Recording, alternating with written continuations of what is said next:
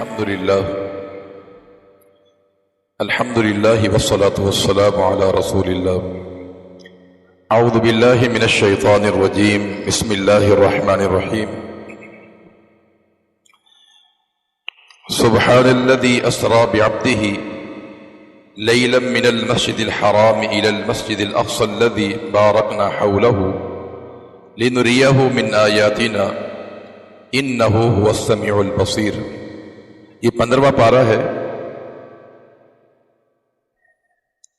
اس سے بارے میں 2 صورتیں ہیں. سورہ بنی اسرائیل یہ مکمل ہے، اور دوسری صورت سورۃ الکہف جس کا بیشتر حصہ اس سے پارے کے اندر ہے اور کچھ حصہ جو ہے 16ویں پارے میں ہے. سورہ بنی اسرائیل اس کے 2 نام ہیں. ایک نام سورہ بنی اسرائیل اور ایک اس کا نام سورۃ الاسراء. یہ مکی صورت ہے اور اس صورت میں وہی مضامین بیان کیے گئے ہیں جو عموماً مکی صورتوں کے مضامین ہوتے ہیں: عقیدہ توحید، عقیدہ رسالت، نبی کریم صلی اللہ علیہ وسلم کی صداقت، قرآن پر جتنے بھی اعتراضات ان کے جوابات، اور عقیدہ فکر آخرت. یہ مکی صورتوں کے مضامین ہوا کرتے ہیں. ترمذی شریف میں عائشہ صدیقہ رضی اللہ تعالی عنہا کی روایت ہے کہ نبی کریم صلی اللہ علیہ وسلم جب بستر پر جاتے تھے تو سونے سے پہلے آپ سورہ بنی اسرائیل اور سورہ زمر جو ہے یہ دونوں صورتیں مکمل پڑھنے کے بعد آپ آرام کیا کرتے تھے. اس صورت کے آغاز میں اللہ تعالی نے نبی کریم صلی اللہ علیہ وسلم کے 2 سفر کا ذکر کیا ہے.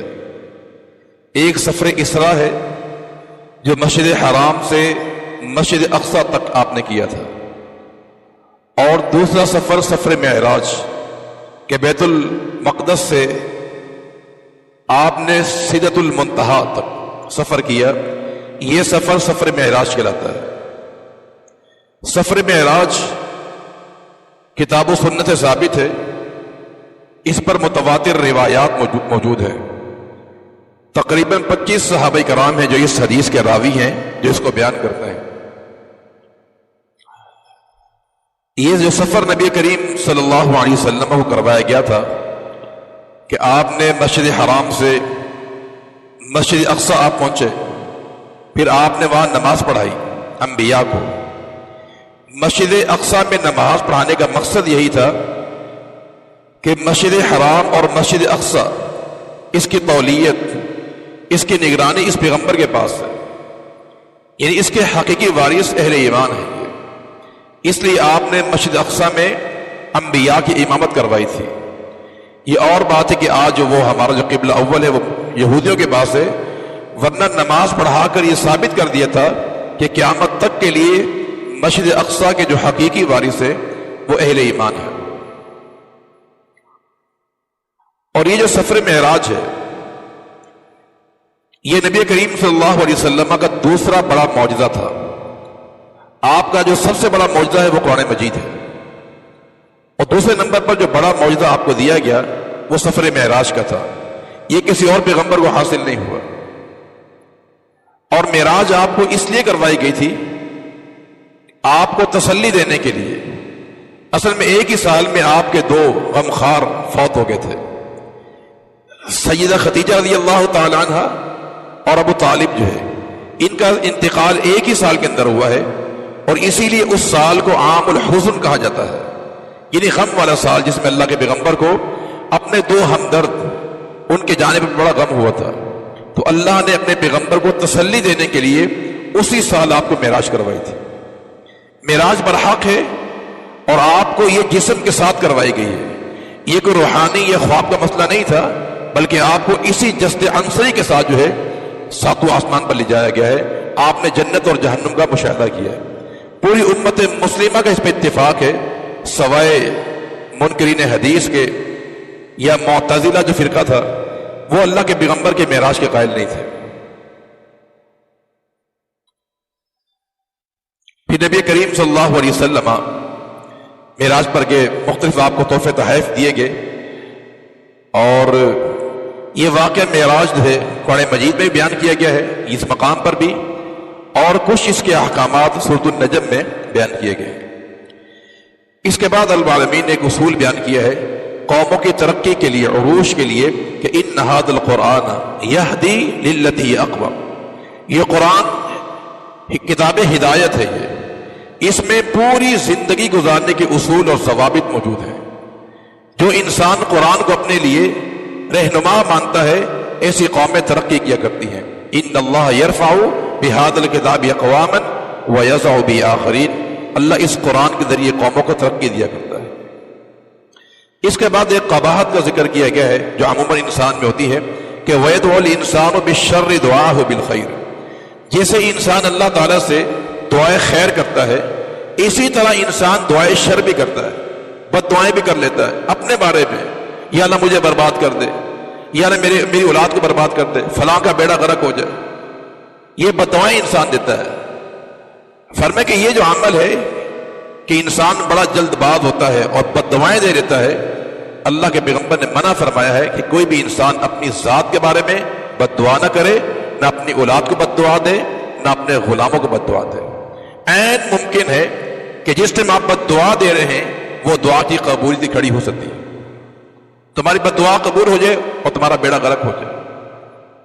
خصوصاً والدین کو جو ہے اپنی اولاد کے تعلق سے صبر کرنا چاہیے، بد دعائیں نہیں دینی چاہیے۔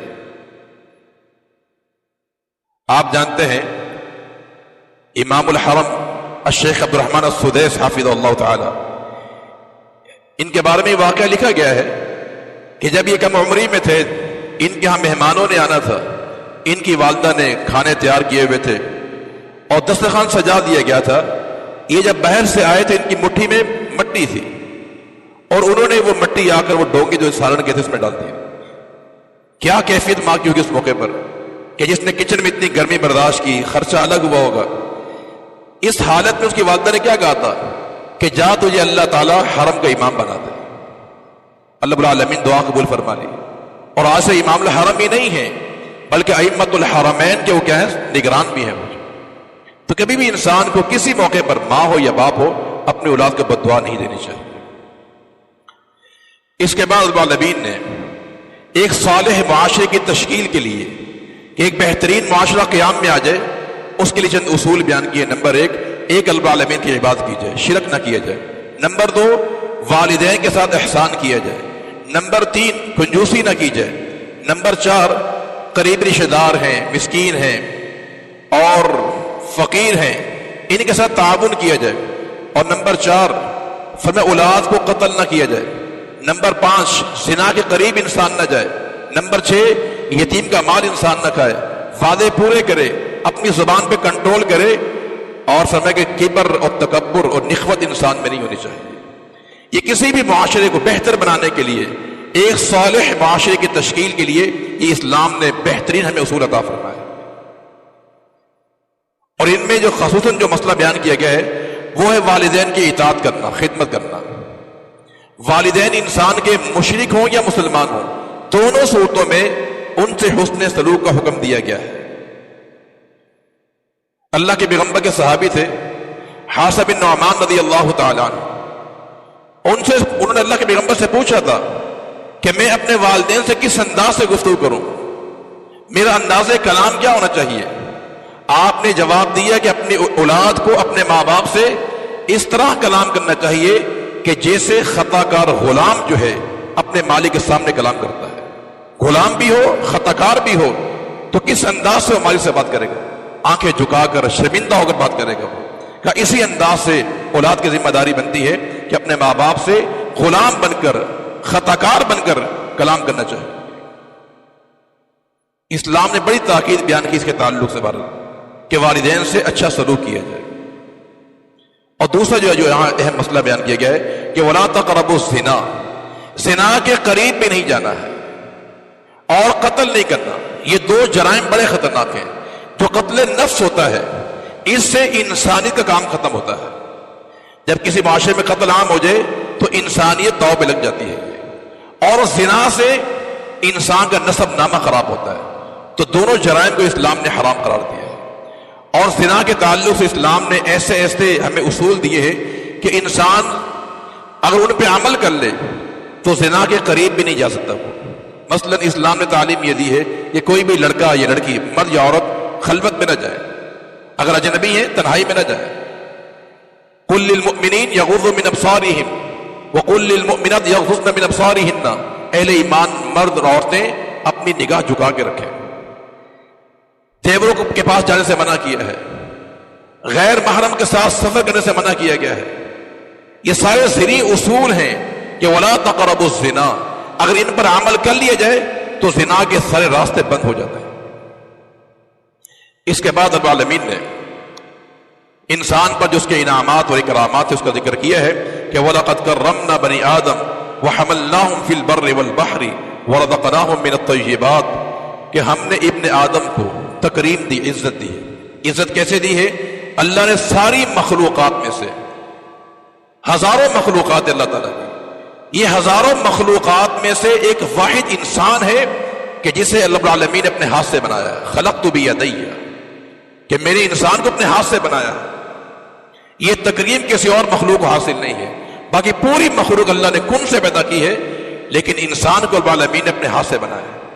یہ وَلَقَدْ كَرَّمْنَا بَنِي آدَمَ لَقَدْ خَلَقْنَا الْإِنسَانَ فِي أَحْسَنِ تَقْوِيمٍ يَا أَيُّهَا الْإِنسَانُ مَا غَرَّكَ بِرَبِّكَ الْكَرِيمِ الَّذِي خَلَقَكَ فَسَوَّاكَ فَعَدَلَكَ فِي أَيِّ صُورَةٍ مَا شَاءَ رَكَّبَكَ۔ یہ تعظیم اس چہرے اور یہ جسم کی بناوٹ، اللہ رب العالمین نے انسان کو سب سے بہترین پیدا کیا ہے۔ یہ رب العالمین کا انعام ہے۔ دنیا کی ہر مخلوق جو ہے وہ چھک کر کھانا کھاتی ہے، لیکن انسان اپنے ہاتھوں کو استعمال کرتا ہے۔ انسان کو چھکنا نہیں پڑتا کھانا کھانے کے لیے، اور ہم نے اس کے لیے طیبات کو حلال کر دیا ہے۔ سمندر کے راستے اس کو ہمیں مہیا کر دیے، خوشی کے راستے ہمیں مہیا کر دیے۔ یہ سارے رب العالمین کے انعامات اور اس کی کرامات ہیں۔ اس کے بعد سورۃ الکہف ہے، قرآن مجید کی بڑی عظیم الشان سورت ہے۔ اس کے بارے میں احادیث معروف ہے، نبی کریم صلی اللہ علیہ وسلم کی تعلیم ہے کہ اس کو ہر جمعے کے دن پڑھا جائے۔ اس کی شروع کی یہ آخری کی 10 آیات اگر انسان یاد کر لے، عمل کر لے، تو یہ اس روئے زمین کا جو سب سے بڑا فتنہ دجال کا ہے اس کے لیے یہ محافظ ہے۔ آپ کا فرمان ہے کہ جو انسان سورہ کہف کی شروع کی 10 آیات یاد کر لیتا ہے یا آخر کی، اسی میں من فتنۃ الدجال، اسے دجال کے فتنے سے محفوظ کر لیا جائے گا۔ اس کے فضائل پر اور بھی بہت سی روایات موجود ہیں۔ اس کا آغاز جو ہے اللہ تعالیٰ کی حمد سے ہوا ہے، الحمدللہ الذی انزل علی عبدہ الکتاب ولم یجعل لہ عوجا۔ مفسرین نے لکھا ہے کہ قرآن مجید کے 4 حصے ہیں اور چاروں کا آغاز اللہ کی حمد سے ہوتا ہے۔ نمبر 1 سورہ فاتحہ سے آغاز ہوتا ہے، تو وہ بھی الحمدللہ رب العالمین۔ یہ جا کے اختتام ہوتا ہے سورہ مائدہ پر، یہ پہلا حصہ ہے۔ دوسرے حصے کا آغاز سورۃ انعام سے ہوتا ہے، الحمدللہ الذی خلق السماوات والارض وجعل الظلمات والنور۔ تو دوسرے حصے کا آغاز بھی اللہ کی حمد و ثنا سے، اور تیسرا حصہ یہ ہے سورۃ کہف، اس کا آغاز بھی کس سے ہو رہا ہے؟ اللہ کی حمد و ثنا سے ہو رہا ہے۔ اور چوتھا اور آخری حصہ جو ہے سورۃ سبا ہے، اس کا آغاز بھی رب العالمین کی حمد و ثنا سے ہوتا ہے۔ شروع میں کتاب قرآن مجید کے اوصاف بیان کیے گئے ہیں کہ یہ کتاب ایسی ہے کہ لم یجعل لہ عوجا، اس میں ٹیڑھا پن نہیں ہے، بالکل سیدھی کتاب ہے، اس کی ہر آیت محکم ہے، اس کا ہر مسئلہ سیدھا ہے۔ اور نمبر 2 قیم ہے، یہ قرآن کیا ہے؟ قیم۔ قیم کا معنی وہ ہوتا ہے جو انسانیت کی دین اور دنیاوی امور کا محافظ بن جائے، سیدھا کر دے جائے، اس کتاب کو قیم کہا جاتا ہے۔ اور ہمارا دین بھی دین قیم ہے کہ ہمارے امور کا محافظ ہے، دنیا کے امور ہوں یا اخروی امور ہوں، تمام امور کا محافظ، اصلاح کرنے والا یہ قرآن اور ہمارا دین ہے۔ تو دین قیم ہے اور قرآن بھی قیم ہے۔ اس کے بعد پھر اصحاب کہف کا واقعہ بیان کیا گیا ہے کہ جسے قرآن نے کہا کہ من آیاتنا عجبا۔ اصحاب کہف کا واقعہ بڑا عجیب و غریب واقعہ ہے۔ اختصار سے میں واقعہ آپ کو بتا دیتا ہوں تاکہ کچھ ایمان تازہ ہو جائے۔ یہ چند نوجوان تھے یہ کہ جنہوں نے اپنے ایمان کو بچانے کے لیے ایک غار میں پناہ لے لی تھی اور اپنے عقیدے کا اظہار بھی کیا۔ ان کے الفاظ یہ تھے کہ ربنا رب السماوات والارض، ہمارا رب وہ ہے جو آسمان زمینوں کا رب ہے۔ یہ اپنے عقیدے کا برملا انہوں نے اظہار کیا. اور وقت کا بادشاہ قوم شرک میں مبتلا تھی، اپنے ایمان کو بچانے کے لیے ایک غار میں انہوں نے پناہ لے لی تھی، اور سمجھا کہ ہم نے ان کو سلا دیا وہاں پر. اور وَرَبَطْنَا عَلَىٰ قُلُوبِهِمْ، ہم نے ان کے دلوں کو مضبوط کر دیا. یہ مضبوط کیوں کیا تھا؟ تاکہ انہوں نے جو ہجرت کی ہے اس کا صدمہ برداشت کر سکیں. وہ عزیز و اقارب کو چھوڑ کر آئے ہیں، وہ صدمہ برداشت کر سکیں. تو وَرَبَطْنَا عَلَىٰ قُلُوبِهِمْ، ہم نے ان کے دل کو ثابت قدم کر دیا، دل مضبوط ہم نے کر دیے. 309 سال اس غار میں وہ سوئے رہے. اور جب سورج طلوع ہوتا تھا تو بالکل دائیں طرف سے ہوتا تھا، اور جب غروب ہوتا تو بائیں طرف سے. حالانکہ ہمیں کہ یہ کشادہ مقام پر سوئے ہوئے تھے. وَهُمْ فِي فَجْوَةٍ مِّنْهُ، بالکل کھلا ماحول تھا.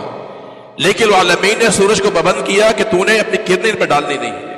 وَتَرَى الشَّمْسَ إِذَا طَلَعَتْ تَظَاهَرُ كَهْفِهِمْ ذَاتَ الْيَمِينِ وَإِذَا غَرَبَتْ تَقْرِضُهُمْ ذَاتَ الشِّمَالِ وَهُمْ فِي فَجْوَةٍ مِّنْهُ.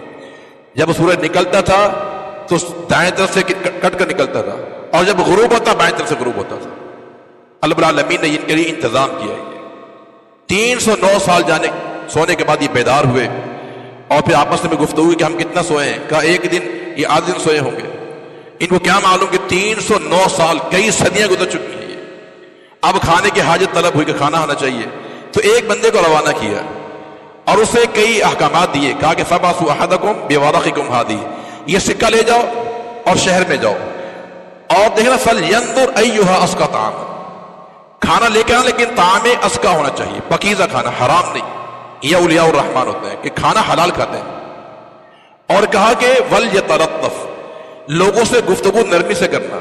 یہ بھی اللہ کے ولی کی صفت ہوتی ہے، وہ بدتمیز نہیں ہوتا، بد اخلاق نہیں ہوتا. وہ وَلْيَتَلَطَّفْ، لطف اور نرمی سے تم نے کلام کرنا ہے.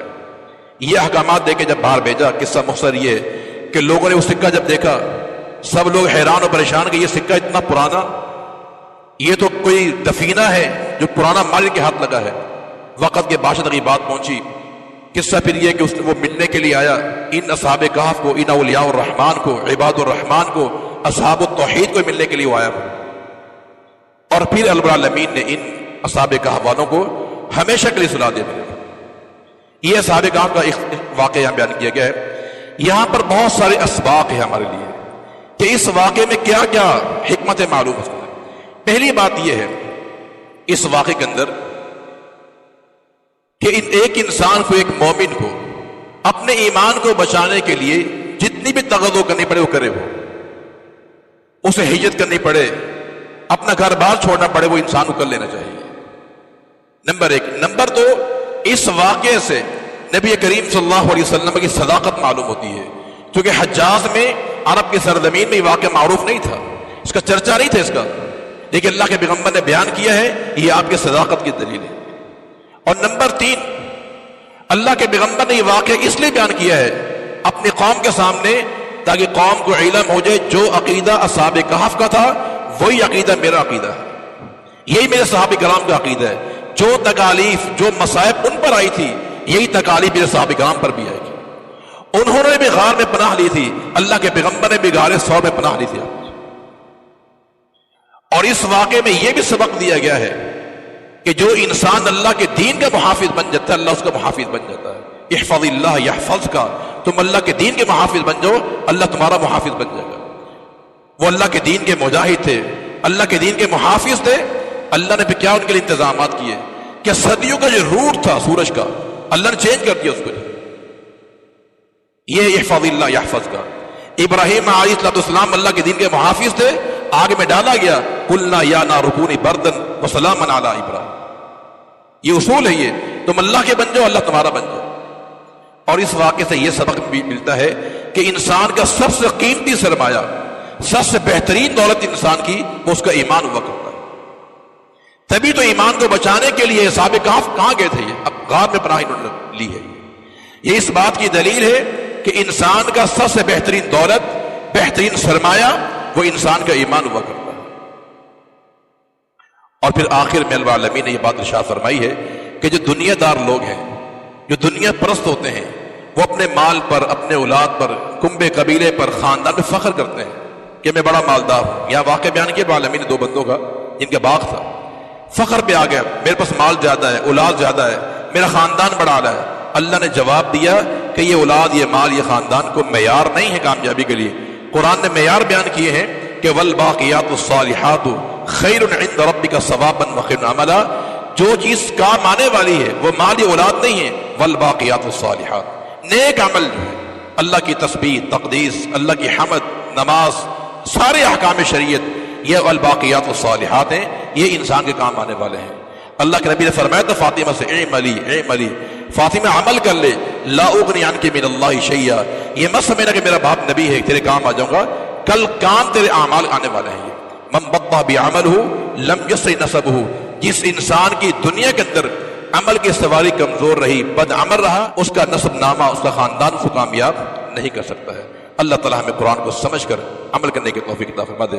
وآخر دعوانا الحمدللہ.